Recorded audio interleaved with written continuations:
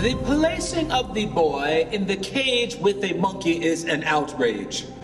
The Negro race in America has a hard enough time as it is in getting away from the prejudice that is closely related to the monkey without having a member of the race placed on exhibition. Leading men of science from Harvard and Princeton and Columbia University were saying that Africans were midway between an orangutan and a human being. So 100 years later, it should not come as much of a surprise that many people still cling to these notions of European superiority, African inferiority.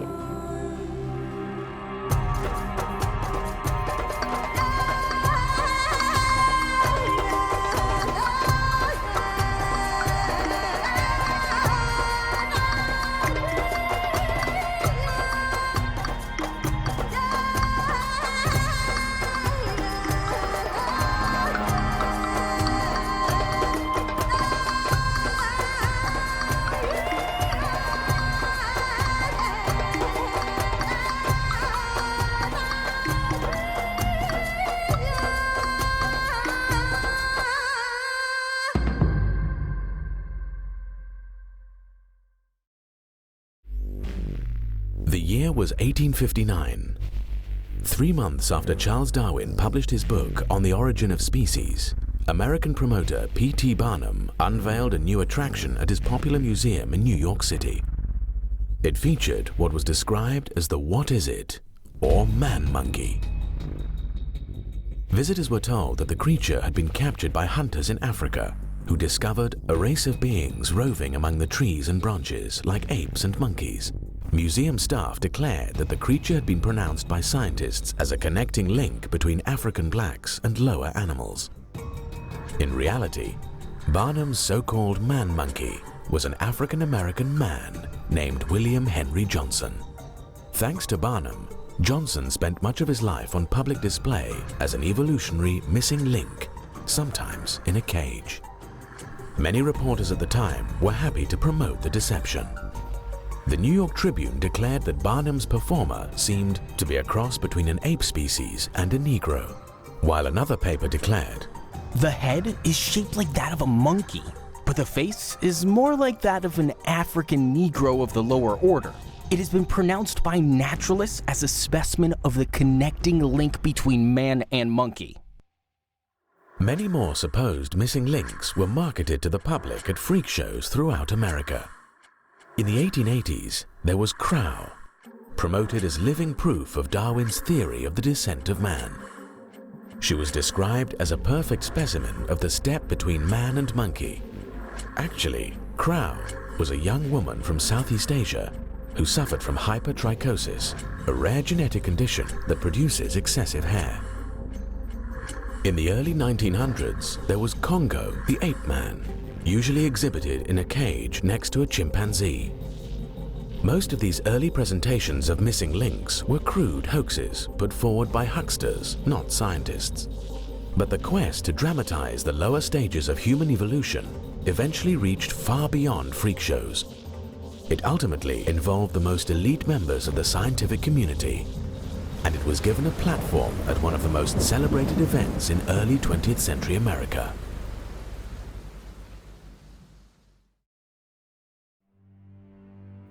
Today, Forest Park in St. Louis is a place for walking, or riding a bicycle, or spending a quiet Sunday afternoon. But more than a century ago, it was one of the most visited locations in the entire United States, the site of the 1904 St. Louis World's Fair. Attracting more than 19 million visitors, the World's Fair was known for its lavish neoclassical buildings, its 22-story-high Ferris wheel, and the public debut of innovations such as the X-ray machine and the ice cream cone. But the fair had a darker side.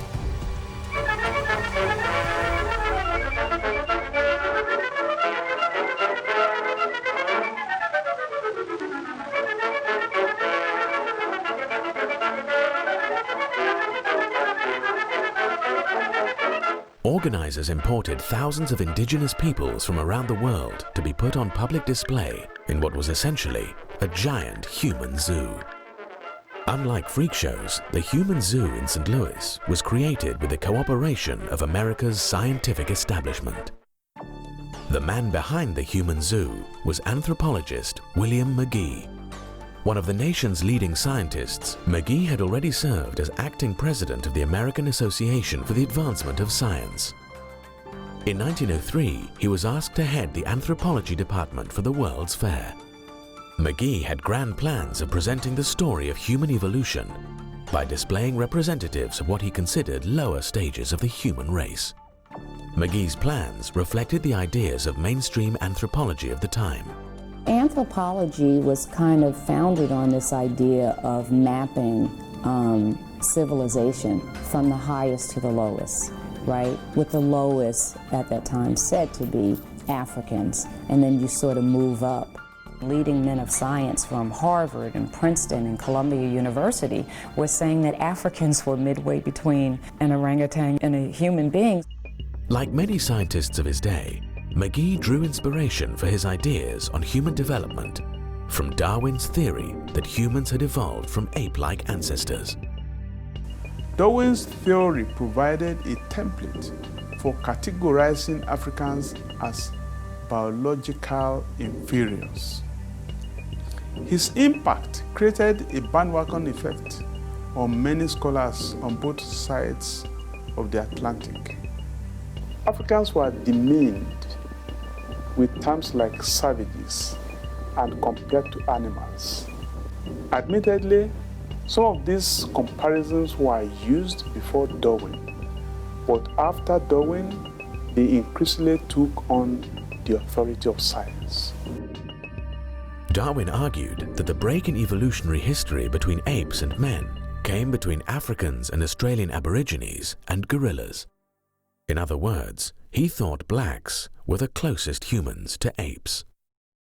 German scientist Ernst Haeckel helped popularize the idea. Ernst Haeckel was the leading German Darwinist in the late 19th and early 20th century. He corresponded extensively with Darwin, and Darwin recognized Haeckel's affinity with his own theory. Ernst Haeckel also is known for his raving racism.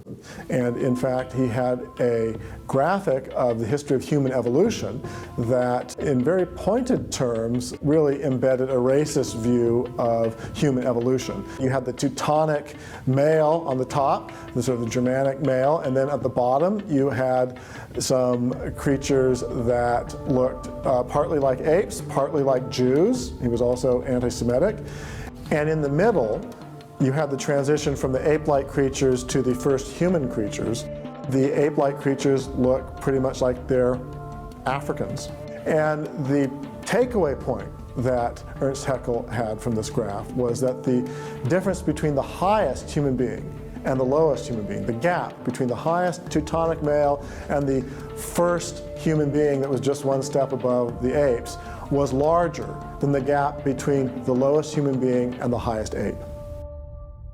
At the St. Louis World Fair, William McGee expressed a similar view, arguing that scientists had now shown the structure of the lowest humans more nearly resembles that of the highest ape-like animals than that of the highest humans. Like other scientists of the era, McGee saw primitive non-white peoples as living evidence of man's evolutionary history. The savage stands strikingly close to subhuman species in every aspect of mentality, as well as in bodily habits and bodily structure. McGee was determined to use primitive peoples at the fair to dramatize for the public the different stages of human evolution, beginning with races he considered lowest on the evolutionary scale. McGee arranged for native peoples to be put on display in villages designed to recreate their native habitats. These villages were enclosed by fences, making them truly seem like human zoos. More than 4 million fairgoers reportedly visited these anthropological displays, eagerly staring at and poking at the indigenous peoples in their enclosures. Adding to the indignities, native peoples were pressured to participate in a series of athletic contests designed to show they were biologically inferior to whites. Those on display were also subjected to experiments in a special laboratory set up by the fair's anthropology department. Directed by a psychology professor from Columbia University, the lab conducted tests to measure native people's intelligence and physical features, and even their threshold for pain. Some scientists came to the fair with more gruesome plans. Alois Hrdlicka was an anthropologist at the Smithsonian. He came to St. Louis hunting for dead bodies. Hrdlicka was obsessed with analyzing the brains of other races to gain insight into human evolution. He went on to assemble a collection of hundreds of embalmed human brains, many of them still stored by the Smithsonian. Hrdlicka extracted a promise from doctors in St. Louis to hand over the brains of any of the natives who might die while on display at the fair. Native peoples were brought to the St. Louis Exposition from the far corners of the globe. From Japan came representatives of the Ainu people. Patagonians came from South America. Igorots and Negritos came from the Philippines. Both were thought by scientists of the time to be near the bottom of the evolutionary ladder for humans. The Negritos were even marketed at the fair as another missing link between humans and apes. But perhaps the most exotic people group brought to St. Louis for public display were pygmies from the African Congo.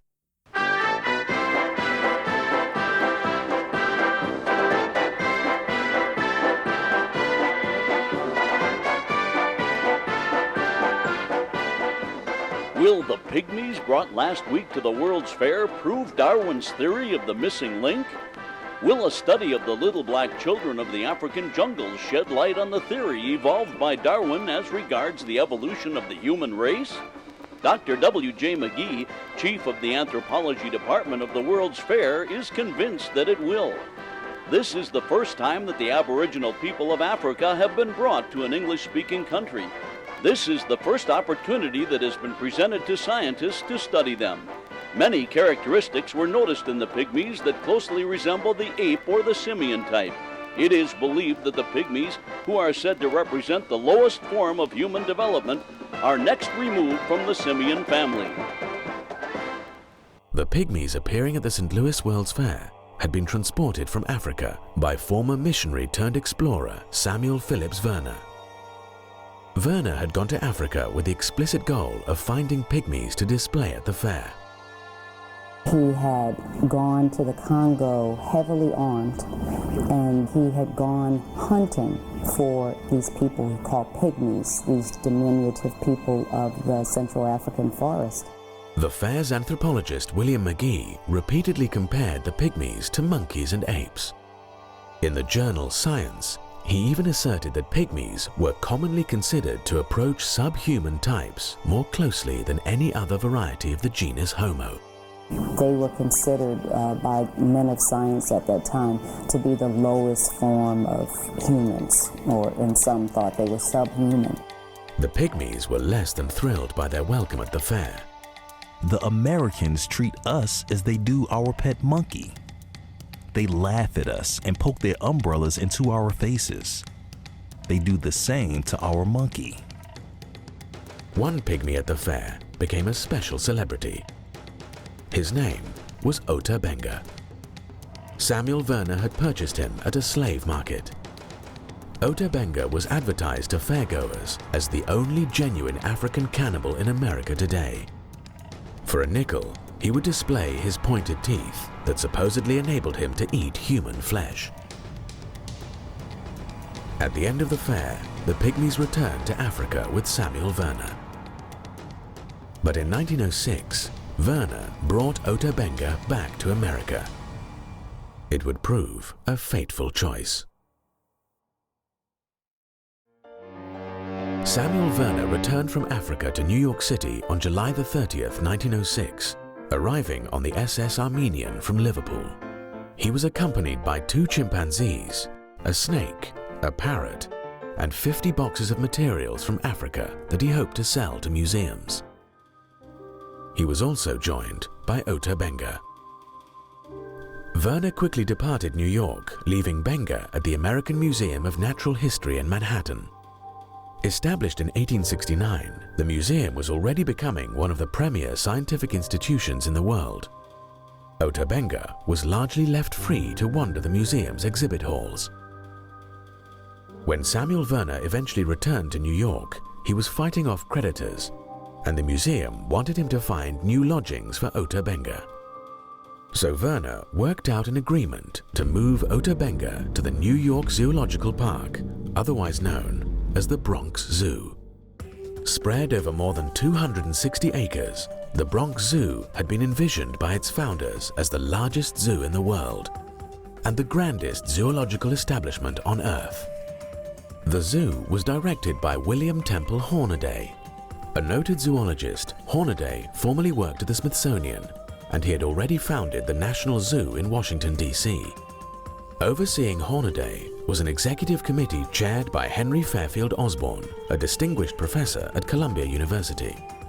Hornaday and Osborn had dreams of exhibiting more than just animals at their new zoo. Both wanted to install Native Americans on zoo grounds, with Osborn promising that one day the Indian and his teepee would take their place next to the Zoological Park's buffalo. Now they had their chance to put their first human on display. Hornaday quickly agreed to purchase one of Werner's chimpanzees and to house both the chimp and Ota Benga at the zoo. Hornaday planned to exhibit the pygmy and the chimpanzee together in a cage in the zoo's monkey house. It was presented as science, not as a circus act, because these were men of science who were doing this. Ota Benga went on display in the monkey house on Saturday, September the 8th, 1906. The next day, a sign was placed on the cage explaining the new exhibit. The African Pygmy, Ota Benga. Age 23 years. Height 4 feet 11 inches. Weight 103 pounds. Brought from the Kasai River, Congo Free State. Exhibited each afternoon during September. Thousands of New Yorkers came to stare and laugh and debate the meaning of the display. Is it a man? Some of them wondered. Newspaper coverage brought even more people, and in just a few weeks, the zoo drew nearly 250,000 visitors. But the notoriety also brought controversy. New York's clergy, in particular, were horrified at what they saw as a dehumanizing spectacle. First to speak out was the Reverend Robert Stewart MacArthur, pastor of the city's Calvary Baptist Church, one of the largest Baptist congregations in America. The person responsible for this exhibition degrades himself as much as he does the African. Instead of making a beast of this little fellow, he should be put in school. Ministers from New York's African American community soon organized a protest committee. After visiting the zoo and seeing Benga for themselves, they were horrified. They thought it was outrageous. They clearly saw a human being who appeared to be afraid, who was being heckled and jeered at and things thrown at him, and he was being, debased on the hallowed grounds of the New York Zoological Society in New York City. The ministers demanded that Ota Benga be taken off display and be offered an education. James H. Gordon, superintendent of the Howard Colored Orphan Asylum in Brooklyn, appealed to the zoo to end the spectacle. If Professor Werner found difficulty in disposing of the boy, why did he not apply to us? We would have seen that he was well cared for. Gordon also denounced the way the young African was being used as a prop to prove Darwinian evolution. This is a Christian country, and the exhibition evidently aims to be a demonstration of the Darwinian theory of evolution. The Darwinian theory of evolution absolutely is opposed to Christianity, and a public demonstration in its favor should not be permitted. Neither the Negro nor the white man is related to the monkey. Such an exhibition only degrades a human being's manhood. We do not like this exhibition of one of our race with the monkeys. Our race, we think, is depressed enough without exhibiting one of us with the apes. We think we are worthy of being considered human beings with souls. Samuel Werner tried to deflect the criticism, denying that he put Ota Benga on display to show that he was somehow subhuman. If Ota Benga is in a cage, he is only there to look after the animals. Zoo director Hornaday meanwhile declared that the black minister's protest was ridiculous. Though a believer myself in the Darwinian theory, I had no idea of using the exhibition to enforce it. The boy is on exhibition simply because the public wishes to see him. He is well treated and happy. To say that the boy is placed in the cage to show his similarities to the monkey is nonsense. He is much more intelligent than many white men whom I have known. Hornaday made clear that he wasn't about to shut down the popular exhibit. The exhibition shall certainly be continued, unless the directors of the park decide otherwise. But the leaders of the New York Zoological Society were pleased by the display. Henry Fairfield Osborn even congratulated Hornaday for the excellent press coverage, commenting that Benga is certainly making his way successfully as a sensation. Spurned by Hornaday, the African-American ministers decided to appeal to George McClellan Jr., the Democratic mayor of New York. McClellan was the son of the controversial general during the Civil War who had tried to unseat Abraham Lincoln in the presidential election of 1864. The elder McClellan openly confessed that he was prejudiced in favor of the white race and said that he couldn't learn to like the odor of either billy goats or Negroes. The younger McClellan now refused to even meet with the African-American ministers, sending out an assistant with a dismissive note referring them to the New York Zoological Society. The ministers then went to see Madison Grant, the Zoological Society's secretary. Grant was a prominent member of New York Society. A graduate of Yale, he received a law degree from Columbia. He was also a trustee of the American Museum of Natural History, a counselor of the American Geographical Society, and a founder of the Bronx Zoo. It would have been hard for the ministers to find someone less sympathetic. Grant was an open racist who thought blacks were an inferior race and regarded those who had parents of different races as mongrels. Within a decade, he would write The Passing of the Great Race, a book which championed Nordic supremacy and keeping blacks subservient to whites. The book was reportedly praised by Adolf Hitler as his Bible. Grant also rebuffed the ministers. So did the city's most prominent newspaper, the New York Times, which professed to be puzzled by the anger of the protesters. We do not quite understand all the emotion which others are expressing in the matter. Describing African pygmies as very low in the human scale, the Times made clear that it viewed pygmies as less than fully human. Whether they are really closer to the anthropoid apes than the other African savages, or whether they are viewed as the degenerate descendants of ordinary Negroes, they are of equal interest to the student of ethnology and can be studied with profit.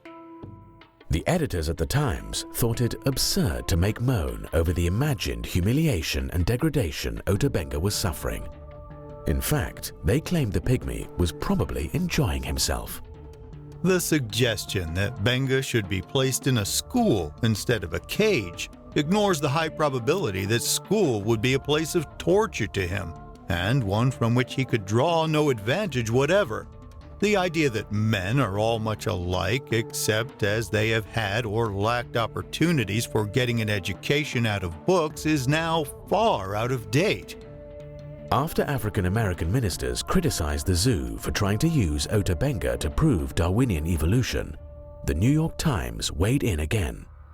The Reverend Colored Brother should be told that evolution, in one form or another, is now taught in the textbooks of all the schools, and that it is no more debatable than the multiplication table. As protests continued, increasingly rowdy crowds came to the zoo in order to visit the pygmy. On Sunday, September 16th, 40,000 people converged on zoo grounds to see the city's newest sensation. According to press reports, the mobs chased Ota Benga around the zoo all day, howling, jeering and yelling. Some of them poked him in the ribs, others tripped him. All laughed at him. Benga responded by shooting an arrow at his tormentors, after which zookeepers caught him and returned him to his cage. As both crowds and Ota Benga became unruly, zoo director Hornaday grew increasingly defensive. He now claimed that he had decided to exhibit Ota Benga in a cage simply for convenience. We have no platform that we could place him on, and this big open-air cage was the best place we could find to put him where everybody could see him. Eventually, the continued controversy made Hornaday want to wash his hands of the whole affair. Ultimately, an agreement was reached to move Ota Benga to the Howard Colored Orphan Asylum and later to a seminary in Lynchburg, Virginia. There, nearly 10 years later, Ota Benga shot himself to death. Benga had expressed a desire to return to his native Africa, but by 1916, the continent was being further ravaged by European powers as they fought World War I, so return was no longer an option. I think the hopelessness of it all, the trauma he had sustained, the loneliness, and I can't even imagine. He had no idea what had become of his people, if his village was still even there. So it's not hard to imagine the myriad reasons why he would have sunk into this deep depression and that ultimately caused him to take his life. In one final indignity, the New York Times published an obituary assuring readers that during Ota Benga's stay in their city, he was actually an employee of the Bronx Zoo who had been hired to feed the apes. According to the Times, it was this employment that gave rise to the unfounded report that Ota Benga was being held in the park as one of the exhibits in the monkey cage. Ota Benga was largely forgotten by history until the 1990s. But the passion of social Darwinists in America for putting humans on display continued. And 15 years later, some of the same figures involved in the Ota Benga scandal would be involved in another kind of human display, one whose impact would prove even more horrifying.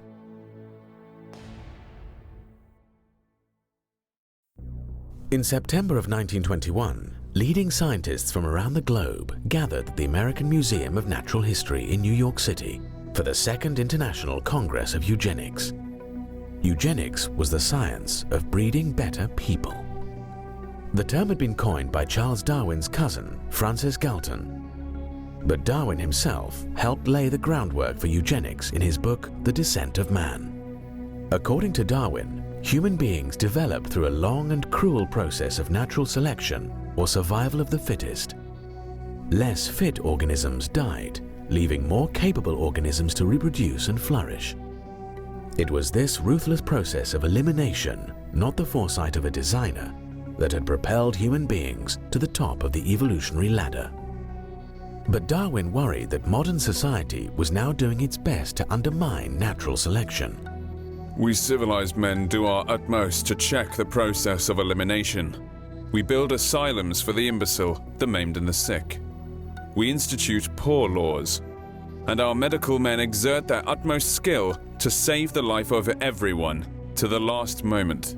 There is reason to believe that vaccination has preserved thousands who, from a weak constitution, would formerly have succumbed to smallpox. No one who has attended to the breeding of domestic animals will doubt that this must be highly injurious to the race of man.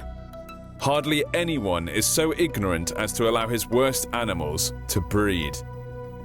A kindly man, Darwin was troubled by the implications of his theory for society. But his followers had a solution.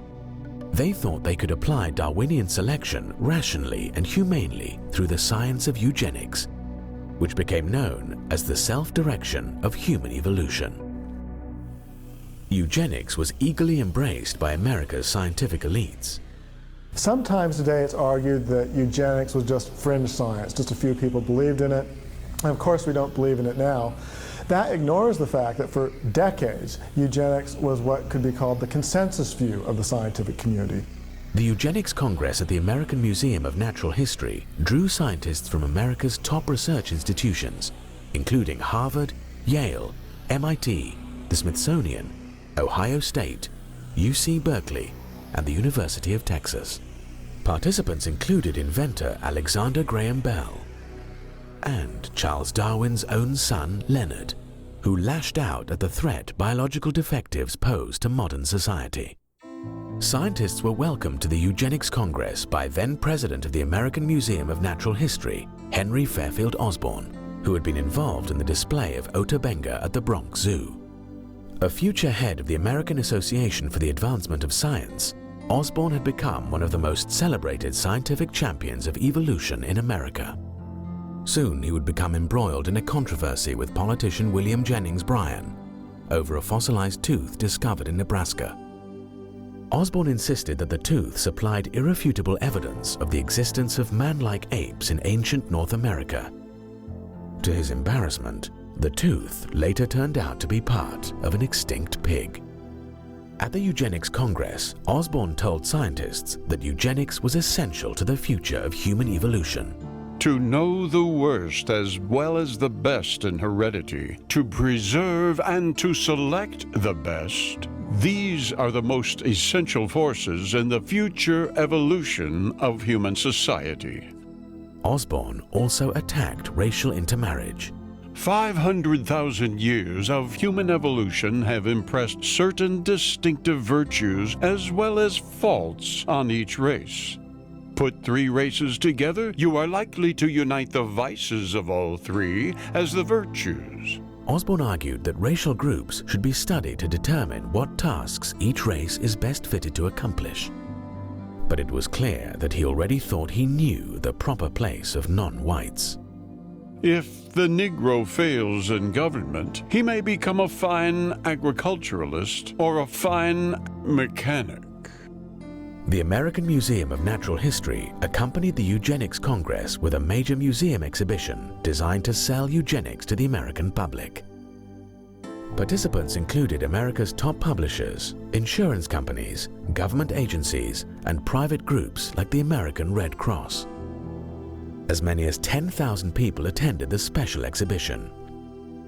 There were no live humans put on display at the eugenics exhibit, but it was still a kind of human zoo. It put human racial groups under the microscope to judge their worth to society. There were displays highlighting differences between black and white babies in the womb, displays comparing the mental stamina of different races, displays reporting on the capabilities of immigrants, and displays showcasing equipment for measuring human intelligence and other features. There also were displays about the human brain. One compared the brains of criminals and non-criminals. But the most extensive brain display was created by anthropologist Alish Hrdlicka from his growing collection of embalmed brains. Hrdlicka left his original specimens stored in jars at the Smithsonian, but he brought gelatin models of the embalmed brains of apes and 3 races of humans. Hrdlicka's presentation filled 7 separate display cases. It also included a series of skulls from Native Americans. The skulls purported to show that Native American brains revealed primitive features from earlier stages of evolution. In the midst of more sophisticated displays were cruder exhibits featuring the blatantly racist books of Madison Grant and Lothrop Stoddart. Stoddart had published The Rising Tide of Color Against White World Supremacy. Stoddart claimed that whites were in danger of being overrun by the colored races of the world, and he argued that immigration from what he called lower human types had to be rigorously curtailed. Eugenists pretty universally viewed immigrants and people of non-white races as a drag on the human race. Eugenists viewed blacks and Mexicans and Hispanics as throwbacks, evolutionary throwbacks that were lower races in evolutionary terms and therefore were a drain on modern society. And they justified this in the name of Darwinian science. You know, there were racists before the eugenists. The interesting thing about the eugenists was the way that they built on top of Darwinian biology and claimed that there was a scientific justification for racism. The eugenics exhibition advocated a chilling agenda for public policy, including forced sterilization and harsh new restrictions on immigration. It also promoted a radical proposal advanced by the Eugenics Record Office, one of the eugenics groups participating in the exhibition. The proposal called for assembling biological profiles on all Americans to determine whether they were biologically fit to mate. The Eugenics Records Office was so extreme, they wanted to hold records on everyone in the United States, biological records showing their family trees, so that if you wanted to marry someone, you could write to them and they could tell you whether the person you were wanting to marry had a fit family tree in evolutionary terms, so that you could marry them, or if they had bad heredity so that you couldn't. And in fact, they had exercises and packets that were given to biology teachers around the country, that one of the exercises you were supposed to do in your biology class when you were studying evolution and then eugenics was to have kids fill out this form with their family tree of who were the black sheeps of the family, what diseases they had in the family, so that these could then be sent off to the Eugenics Records Office and their vaults, and so that they could keep records on everyone. The American Museum of Natural History later called the Eugenics Congress of 1921 perhaps the most important scientific meeting ever held in the museum. A decade later, the museum was at it again, hosting the Third International Congress of Eugenics in 1932. This time, it put on an even more extensive museum exhibition for the public. At the entrance to the exhibit hall were placed the busts of two men accredited as the founding fathers of eugenics, Francis Galton and Charles Darwin. Although some scientists raised concerns about eugenics, probably the strongest opposition to the movement came from traditional religion. It's a story that Americans don't know as well as they should, and it's a story that American Christians don't know as well as they should. But at the basis of opposition to the so-called scientific eugenicist movement in the early 20th century were Christians, Protestants, Baptists, Catholics, who understood the value of every human being. That's not only a Christian value, that is fundamental to the American experiment itself. When Nebraska's legislature passed a forced sterilization bill in 1913, Governor John Morehead, a Presbyterian, vetoed it. Morehead argued that the legislation not only violated the state's Bill of Rights, it also offended a higher law. This proposed legislation seems more in keeping with the pagan age than with the teachings of Christianity. Man is more than an animal. While many modernist clergy supported eugenics, theologically conservative religious figures were much more skeptical. American evangelical William Jennings Bryan, for example, denounced eugenics as an impossible system for scientific breeding under which a few supposedly superior intellects, self-appointed, would direct the mating and the movements of the mass of mankind. But the most consistent opposition to eugenics came from Roman Catholics. In 1930, Pope Pius XI strongly condemned forced sterilization for eugenics in one of his encyclicals. The Pope criticized eugenists for asking the government to assume a power which it can never legitimately possess.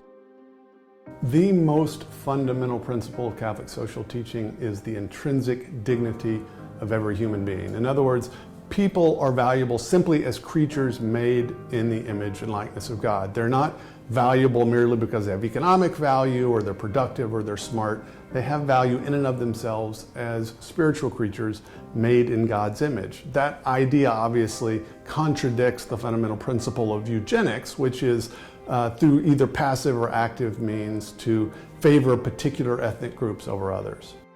Across America, Catholic clergy actively resisted the eugenics crusade. In Louisiana, the Catholic Church played a key role in preventing the passage of a sterilization law. Catholic opposition to eugenics was so pronounced that some eugenics groups targeted the Catholic Church for attacks. The Human Betterment Foundation in California was dedicated to promoting eugenics through forced sterilization.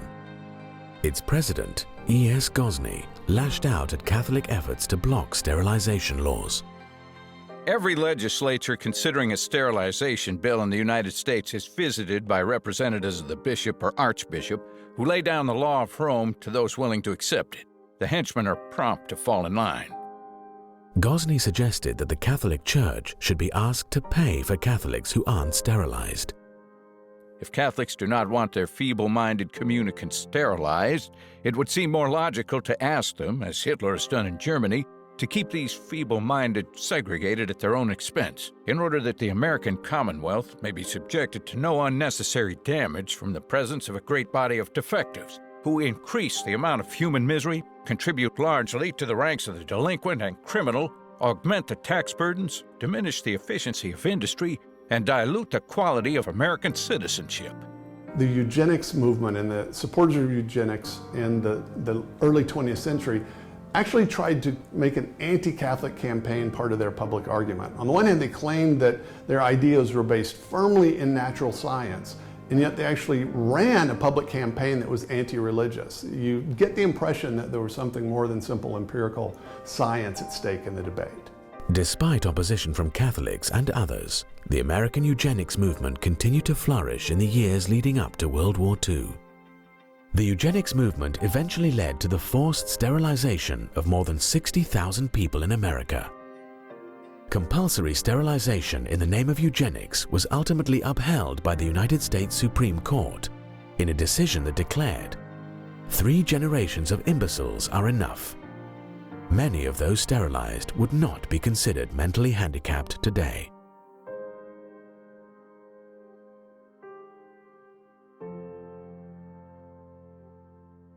The eugenics movement also succeeded in securing the passage of a draconian immigration law that sharply restricted the flow of non-Nordic ethnic groups into the United States. While considering the legislation, the United States Congress invited testimony by a leading eugenist on the biological aspects of immigration. Starting in the 1920s in particular, there was a huge push for immigration restrictions on people who were coming from non-Germanic, non-Northern European countries, and so people coming from Mexico to the United States, or people coming from Africa or Southern European countries that had people that the eugenists viewed as evolutionarily backwards. They had to be stopped because they were going to destroy our society.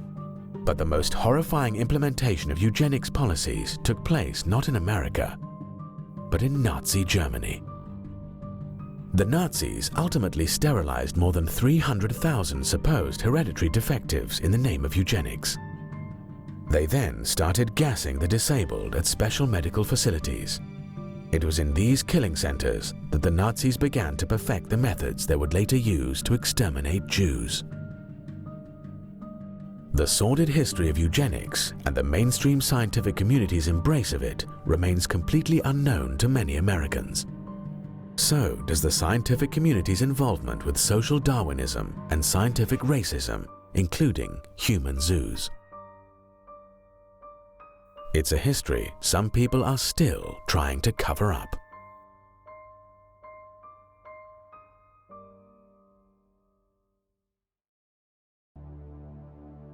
Geneticist James Watson won the Nobel Prize for co-discovering the structure of DNA. But in 2007, he sparked outrage when he suggested that African blacks were genetically inferior to European whites. Echoing the arguments of scientific racists from the past, Watson claimed that black inferiority was due to evolution. There is no firm reason to anticipate that the intellectual capacities of peoples geographically separated in their evolution should prove to have evolved identically. James Watson. Watson was widely condemned for his comments, both inside and outside of the scientific community. It was an indication of how times have changed. But although scientific racism no longer receives support from mainstream science, many in the scientific community remain reluctant to honestly discuss the past. Sharon Weston Broome is mayor of Baton Rouge, Louisiana. In 2001, she was a member of the Louisiana House of Representatives when she proposed a resolution to encourage teaching students about the history of scientific racism. The resolution highlighted Darwin's views on race, as well as how his views had been exploited by other scientists, such as Ernst Haeckel, to promote racism. The resolution also encouraged teaching students more recent scientific findings supporting racial equality. I'm not asking you to take evolution out of the school. I am merely asking the legislature, the State Department of Education, the Board of Regents, and the state university systems that they be made aware that Darwin promoted the justification of racism in his definitive works on the origin of species by means of natural selection and the descent of man. I certainly understand that racism was in effect before Darwin. This has never been denied. Yet he was the originator of a scientific justification for racism, as well as giving wings to modern racism. Harvard University's Stephen J. Gould wrote, quote, "Biological arguments for racism may have been common before 1859, but they increased by orders of magnitude following the acceptance of evolutionary theory." Broom's resolution provoked a firestorm, with supporters of Darwin's theory accusing her of trying to unfairly malign Charles Darwin. This resolution is not only a product of creationists, but also Christian supremacists. And Christian supremacism is a hate-based ideology, and you can't combat hatred with hatred. I never, ever have emulated any type of hate towards anyone. The resolution only passed after all references to Darwin and Haeckel were deleted. It was as if scientific racism had never happened. But Louisiana isn't the only state where the past misuse of science has been censored. In 2007, the Kansas State Board of Education rewrote a statewide curriculum standard about the history of science. The standard originally called for students to understand both the positive and negative aspects of science on society, including how science can be abused. As examples of the abuse of science, the original standard cited the eugenics movement, scientific racism, and the infamous Tuskegee syphilis experiment, where government researchers left poor black men untreated for syphilis in order to observe the progression of the disease. The Kansas Board of Education revised the curriculum standard to eliminate any study of the abuses of science. Now students would only learn about how science had improved society. The original standard did not mention Darwin or Darwin's theory. That did not stop proponents of rewriting the standard from claiming they were defending the teaching of evolution. But public officials aren't the only ones who have tried to cover up the history of scientific racism. Some of the institutions most involved in promoting scientific racism in the past are still suppressing their own history. The American Museum of Natural History remains one of the world's leading science museums, but to this day, it has never apologized for the role it played in promoting the international eugenics movement. It has also tried to downplay the role of scientists in promoting scientific racism. In 2005, the museum mounted a major new exhibition on the life and legacy of Charles Darwin. The exhibition is still available today as a traveling exhibit. The exhibit contains a section on social Darwinism that fails to acknowledge any involvement by the scientific community in either eugenics or scientific racism. Even more glaringly, the exhibit also fails to disclose the museum's own role in promoting social Darwinist policies like eugenics. According to the current exhibit, social Darwinism had no real connection with either Darwin or science. The fact of the matter is that if you read the scientists of the day, in the late 19th and early 20th century, many of them were promoting racism and even racial extermination, extinction of races. They were promoting the gaining of living space. They were promoting competition, the things that we know of as social Darwinism. These were things being promoted by Charles Darwin himself to some degree, many other leading biologists, Ernst Haeckel in Germany, and many others. You could go on. And by the 1920s and 30s, they were becoming very prominent. If you look especially in the field of anthropology and evolutionary anthropology, many of them were promoting social Darwinism. This was not just an idea of some cranks or some political people that didn't really understand the science. This was an idea that was very prominent in scientific circles. Officials at the American Museum of Natural History declined a request to be interviewed for this documentary. Their stated reason was that filmmakers were unable to purchase $2 million in insurance. The museum also turned down repeated requests to answer questions about its history in writing. Officials at the Bronx Zoo are likewise skittish when it comes to discussing its display of Ota Benga. They also refuse to be interviewed. And if you visit the zoo today, you won't find any remembrance of what happened to Ota Benga. Instead, what they've done is they've closed off the monkey house. So where Ota Benga was housed, the public could not even see it now. And they have just not had any comment whatsoever. It's as if zoo officials hope that Ota Benga and the scientific racism that dehumanized him will stay forgotten. Others seem to share the same hope. But some things should never be forgotten, because things that are forgotten have a way of coming back. Nazi scum! Off our streets! Nazi scum! Off our streets! The recent resurgence of white supremacist groups in America has raised chilling echoes of the past. Evolutionary arguments for racism that were rejected by the scientific community are now being resurrected by modern racists. In 2009, white supremacist James von Brunn drove to the Holocaust Museum in Washington, D.C., where he fatally shot an African-American security guard. Von Brunn had published a manifesto arguing that crossbreeding whites with species lower on the evolutionary scale diminishes the white gene pool while increasing the number of mongrels. Richard Spencer is a leader of the so-called alt-right. He argues that, quote, Darwinism offers a compelling and rational justification for whites to act on behalf of their ancestors and progeny and feel a shared sense of destiny with their extended kin group, unquote.